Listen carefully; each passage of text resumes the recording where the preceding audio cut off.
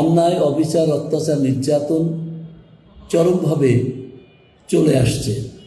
এর থেকে জাতিকে বাঁচাবার জন্য একমাত্র এই আল্লাহর বিধান, ন্যায় ও ইনসাফভিত্তিক একটা সমাজ কায়েম করা ছাড়া এটার প্রতিবিধান করা সম্ভব নয়। এই জন্য জামাত ইসলামী জনগণকে ন্যায় ইনসাফের প্রতি দাঁড়িপাল্লায় ভোট দেওয়ার জন্য উদ্বুদ্ধ করছে। ব্যাপার হলো, বাংলাদেশের মানুষের যারা ইসলাম পছন্দ করে তাদের মধ্যে সমস্ত ইসলামী দলগুলোকে ঐক্য করার একটা আকাঙ্ক্ষা তাদের আছে। এই অনুভূতিকে সামনে নিয়েই আমরা চেষ্টা করেছি ইসলামপন্থী যত দল আছে, বিশেষ করে কমন কিছু ইস্যুতে তারা একমত হলে আমরা ঐক্যবদ্ধভাবে নির্বাচন করব।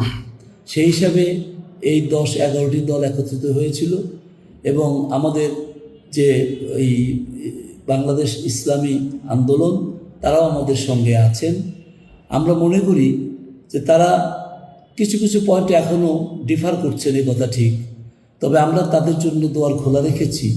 যদি তারা আসে, আমরা তাদেরকে আনারও চেষ্টা করছি, এখনও আমরা ব্যর্থ হইনি, আনার চেষ্টা করতেছি। যদি ওনারা আসেন, আমরা একসঙ্গে মিলে এই দেশে ইসলাম প্রতিষ্ঠার ইনশাল্লাহ চেষ্টা করতে পারব, বিভেদ ভুলে গিয়ে।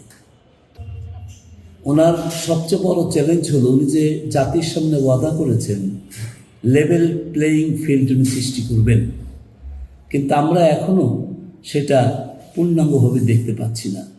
মনে হয় যেন ওনার সরকারে একটা বড় রাজনৈতিক দলের প্রতি কিছুটা মনে হয় যেন সিম্প্যাথেটিক উনি তাদের প্রতি মনে হয় তার কর্মকাণ্ড দেখে। তবে আমরা তাও হতাশ নই।